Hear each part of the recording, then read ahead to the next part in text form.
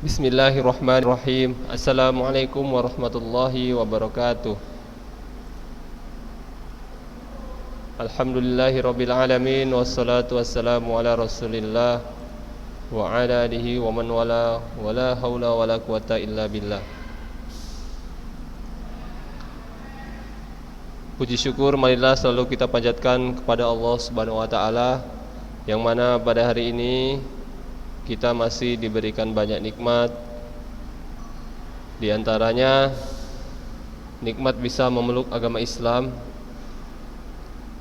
Ketika kita sudah mendapatkan nikmat agama Islam, maka kita sudah memperoleh satu tiket untuk menuju surga Allah Subhanahu wa taala. Meskipun kalau sudah beragama Islam bukan otomatis kita langsung masuk surga Allah. Kita harus juga melakukan kewajiban-kewajiban, syariat-syariat yang diperintahkan oleh Allah Subhanahu wa taala.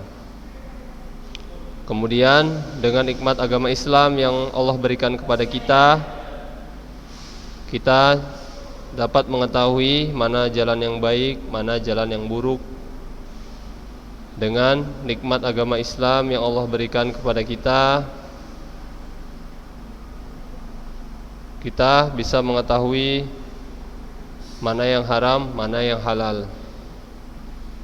Kemudian nikmat yang selanjutnya yang Allah berikan kepada kita yaitu nikmat iman, ya, nikmat iman. Ketika Allah memberikan nikmat iman kepada kita, kita akan semangat untuk beribadah kepada Allah Subhanahu wa taala. Kita tidak akan malas melakukan sholat, kita tidak akan malas melakukan puasa, kita tidak akan malas melakukan kebaikan-kebaikan kepada orang tua, membantu orang tua, ya. Itu merupakan dari nikmat iman, ya. Kalau iman antum sedang baik, sedang bagus, antum akan melaksanakan semua perintah-perintah Allah dan menjauhi larangan-larangan Allah. Namun ketika antum imannya turun, antum pasti akan malas melakukan kewajiban-kewajiban yang Allah perintahkan. Misalkan sholat wajib, ya, antum akan malas melakukan sholat ketika iman antum sedang turun. Nah, maka dari itu kedua nikmat ini, nikmat agama Islam dan nikmat iman itu adalah nikmat yang patut kita syukuri. Jadi seandainya orang sudah beragama Islam namun imannya lemah, nah itu nikmatnya sedang dicabut oleh Allah Subhanahu wa taala, ya.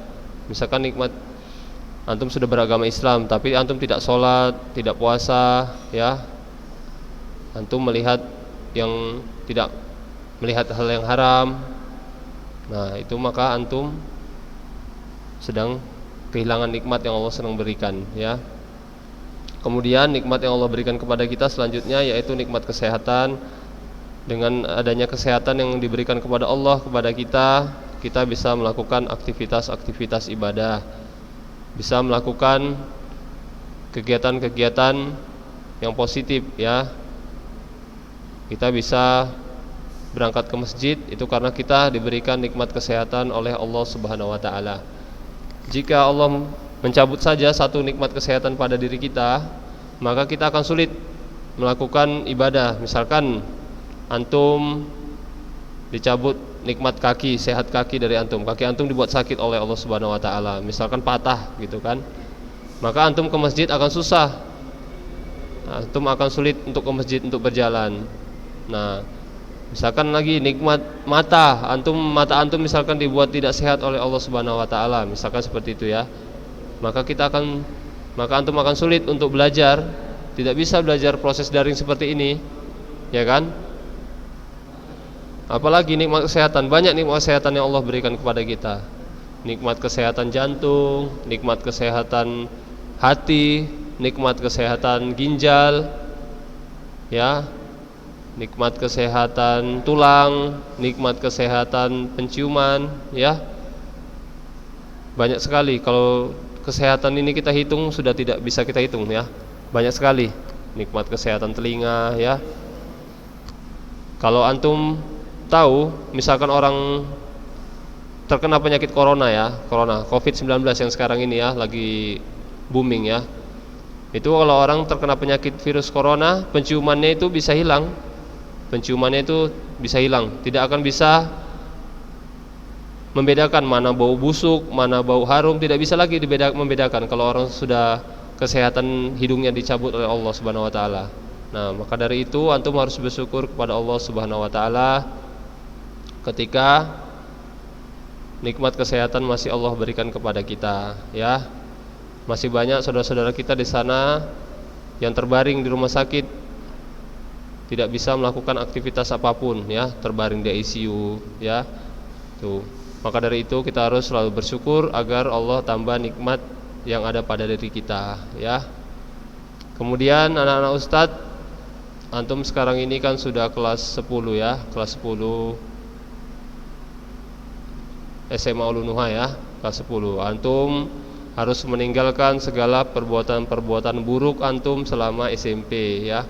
Antum harus menjadi contoh buat adik-adikan kelas antum. Ketika antum misalkan malas ibadah, malas belajar waktu SMP, dirubahlah dari sekarang ya. Dirubah dari sekarang. Karena apa? Ilmu ketika antum belajar di sekolah ini akan bermanfaat untuk antum nanti bekal di masa depan ya. Contohnya saja misalkan ilmu tajwid ya, ilmu tajwid atau tahsin misalkan ya, tahfiz gitu kan. Itu berguna untuk apa? Berguna untuk antum nanti bekal ketika antum sudah menjadi orang tua. Ketika sudah menjadi orang tua, antum nanti bisa mengajarkan anak antum membaca Al-Qur'an ya, mengajarkan istri antum cara membaca Al-Qur'an. Sudah ada bekal antum nanti. Karena kalau antum belajar nanti ketika sudah berkeluarga, sudah menjadi orang tua, itu akan sulit, lebih sulit belajarnya. Belajar masih muda gini masih lebih enak, lebih mudah waktu masih umur-umur muda seperti antum saat ini. Ibarat sebuah flash disk, nah antum ini, memori antum ini masih kosong ini, diisi berapapun masih nampung. Karena yang antum pikirkan ini cuma satu, belajar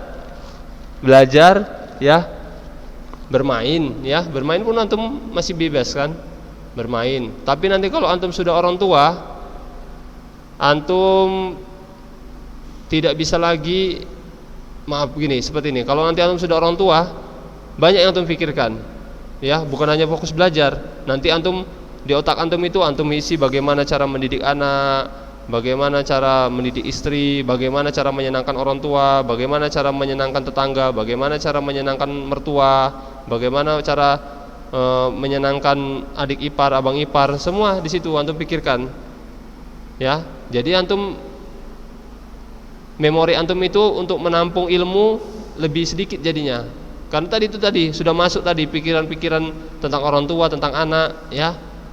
Sudah makin susah. Kalau sekarang kan tidak, fokus. Antum fokus belajar. Bermain ya seadanya, sekedarnya kan.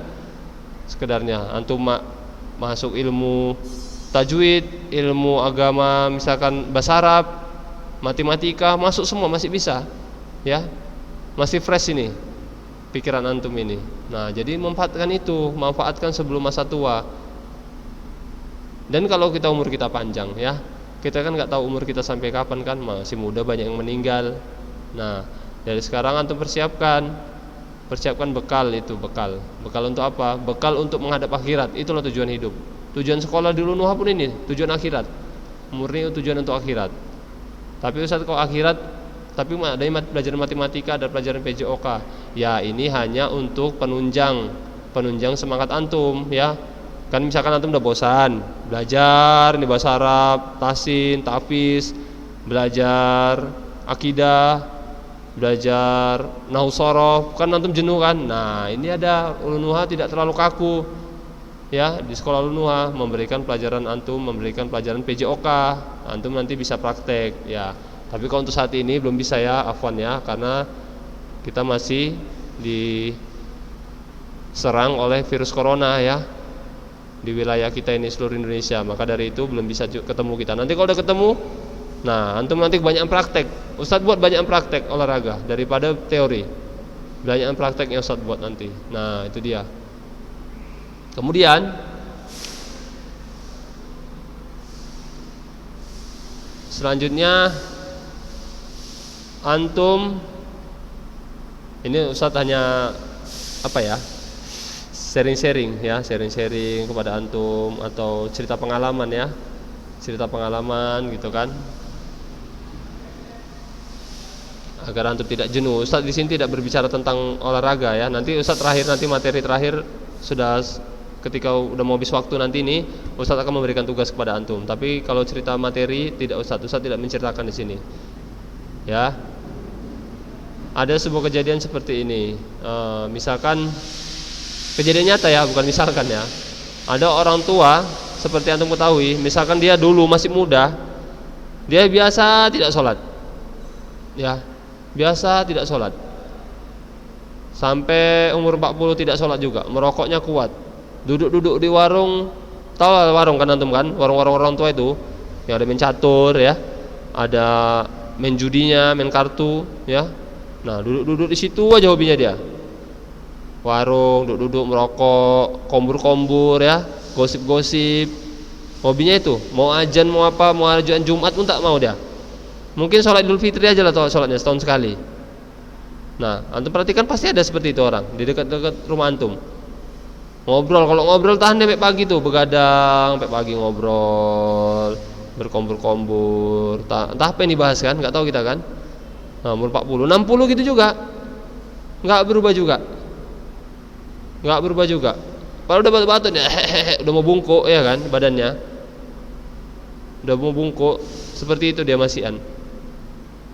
Hobinya kumpul-kumpul, merokok-merokok ya kan. Merokok-merokok, enggak mau sholat, mau ajan, mau apa, enggak mau sholat. Sampai akhirnya, terakhirnya mati enggak sholat juga. Sholat terakhir dia sholat pas disolatkan lah baru sholat dia kayak gitu. Udah meninggal baru dia sholat. Nah, disolatkan pula itu kan. Pernah antum lihat seperti itu kan? Banyak mungkin. Nah, artinya apa? Terbiasa dia, terbiasa dari muda tadi, dari SMA tak sholat, dari SMP mungkin pun. Dari SMP balik tak mau sholat. SMA tak mau sholat, main judi kuat, mabuk kuat, masuk lagi udah menikah tak mau sholat juga, dapatnya istri pun tak sholat juga. Terus anaknya pun gak sholat juga itu karena bapaknya gak sholat, dia gak sholat. Gak sholat, gak mau puasa, hobinya berkombur di warung. Terus sampai umur 60 gitu juga, sampai sakit-sakitan mungkin gak bisa sholat. Cuman mau sholat, mau belajar pun gak bisa lagi, mau baca buku udah susah, ya kan? Mau di mana dia belajar buku? Sholat bingung dia tata cara sholat, mau sholat. Tata cara mau sholat dia bingung sholat. Orang dia sholat wajib nggak tahu, dia sholat waktu berdiri masih bisa berdiri nggak tahu. Apalagi sholat tata cara orang sholat sakit nggak tahu juga makinan. Istrinya pun nggak tahu juga karena istrinya nggak sholat dapatnya kan. Karena orang nggak sholat kan sukanya sama yang nggak sholat. Iya kan? Mana ada orang nggak sholat sukanya sama orang rajin sholat. Oh takut dia nanti aku disuruh sholat sama istriku nanti. Dia nyari yang nggak sholat. Biar apa? Biar dia nanti nggak disuruh sholat ketika sudah berkeluarga. Ya kan? Bener nggak kata Ustaz? Kebanyakan memang ada sih yang jodohnya tiba-tiba dapat yang soleha ada, tapi kebanyakan nggak seperti itu. Kebanyakan dia nggak sholat, istrinya pun tak sholat. Kebanyakan tuh seperti itu. Terbiasa dia kan, terbiasa sampai dia sakit-sakitan tak sholat, ya kan, tak mau puasa, tak mau ke masjid. Udah sampai sakit pun dia gitu juga, karena istrinya pun nggak bisa ngajari. Cuman ngajari sholat sakit ini? Ya udahlah, istrinya pun udahlah, udah matilah kau bang, mungkin gitu ya kan. Biar aku nikah lagi, mungkin gitu ya. Ustaz Sujan, afwan, astagfirullahaladzim. Ya, jadi seperti itu. Jangan dibiasakan dari muda. Nanti dari muda kita dari SMA nggak sholat. Ya, dari SMA nggak sholat, SMP kuliah nggak sholat juga, nanti udah berkeluarga nggak sholat, terbiasa, ya, terbiasa. Nah itu dia tadi, terbiasa. Jadi Ustaz sarankan antum jangan seperti itu. Ibarat sebuah pohon, antum tahu pohon apapun lah ya, pohon yang menjulang tinggi ya, maksudnya yang tumbuhnya ke atas ya, bukan pohon yang merambat, menjulang tinggi. Misal tumbuhnya ke atas, tumbuh dia batangnya masih muda kan, pohon kalau masih umur 1 bulan kan batangnya muda kan. Ya Ustaz ibaratkan pohon apa lah ya, pohon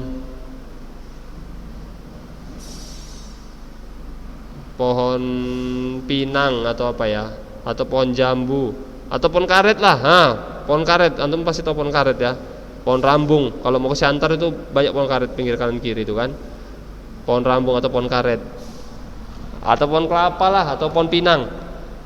Masih muda batangnya, kena angin bengkok ya kan, bengkok. Ya. Dalam artian angin ini cobaan lah, ya maksiat, bengkok ya kan.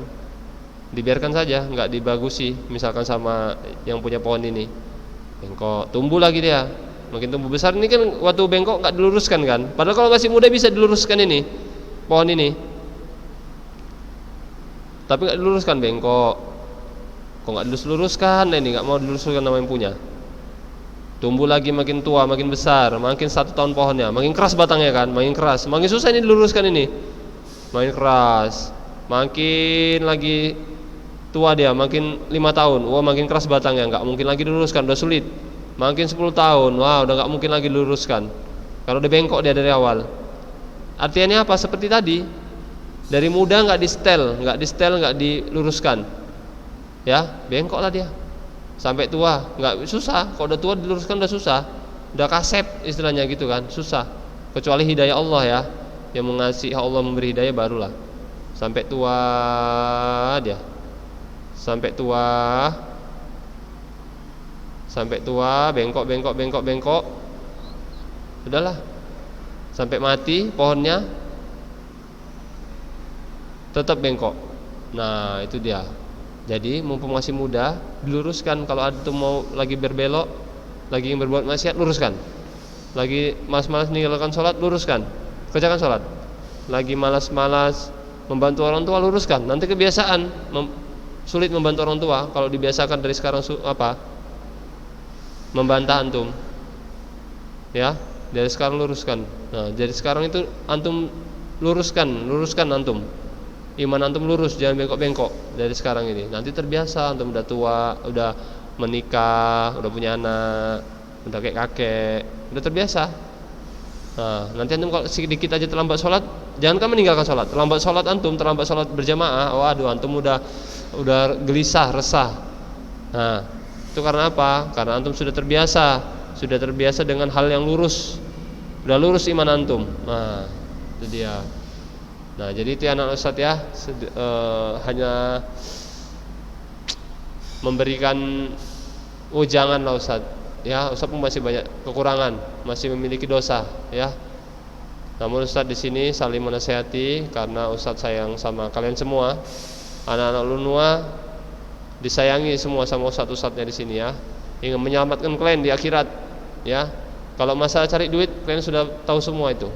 Masalah nyari pekerjaan, duit, nggak usah diajari. Seseorang itu nggak usah diajari cara nyari duit, tahu sendiri dia berpikir itu. Tapi kalau orang bagaimana cara selamat dari surga, itu harus diajari betul-betul, ya, harus diajari betul-betul bagaimana cara menyelamatkannya dari surga. Ya, kemudian masuk kita pada tugasnya ya. Ustaz memberikan tugas kepada antum, tugas yaitu menggambar lapangan olahraga. 1 lapangan aja, tinggal pilih. Lapangan sepak bola boleh, lapangan bola voli boleh, lapangan bola basket boleh, lapangan bulu tangkis boleh, tenis meja boleh. 5 pilihan. Gambar ya. Gambar, pilih salah satu. Lapangan sepak bola, lapangan bola voli, lapangan bola basket, lapangan bulu tangkis, lapangan tenis meja. Tenis meja bukan lapangan ya, mejanya digambar. Gambar di kertas karton, ya, gambar di kertas karton. Kemudian antum warnai. Nggak diwarnai boleh juga, tapi diwarnai nilainya 100 kalau rapi. Diwarnai warna hijau, kuning boleh, warna merah boleh, biru boleh, ya. Kirim 2 minggu dari tayangan video ini. Dari antum melihat video ini antum mendengarkan suara Ustadz ini dari sekarang ini, 2 minggu waktunya ya, Ustadz berikan ya. 2 minggu waktunya, kan lama itu kan. Nah, gambarnya besarnya semana Ustaz? Ya kira-kira panjangnya 20 cm sampai 15 cm lah lebarnya ya. 20 kali 15 cm. Panjang 20, lebar 15 cm atau 18 cm. Nah, tapi antum buat di lapangan itu buat ukuran lapangannya, misalkan lebar lapangan berapa, lebar lapangan misalkan lapangan bola voli lebarnya 9 meter, buat 9 meter, tulis di situ ya, tulis 9 meter. Kan nggak mungkin antum buat lebar sesungguhnya kan, lebar lapangan bola voli 9 meter, kertas apa nggak cukup itu ya. Buat panjangnya tulis 9 meter, garis 3 meternya berapa, 3 meter ya. Buat netnya, kalau antum bisa gambar buat netnya lebih bagus lagi, ada gambar netnya ya. Kalau nggak ada nggak apa-apa juga ya. Mungkin udah jelas ya yang Ustaz sampaikan ya. Kalau kurang jelas WA Ustaz, Japri Ustaz. Mungkin sampai di sini saja yang dapat Ustaz sampaikan. Ustaz sudahi dengan doa kafaratul majelis. Subhanakallahumma wa bihamdik asyhadu alla ilaha illa anta astaghfiruka wa atubu ilaik. Assalamualaikum warahmatullahi wabarakatuh.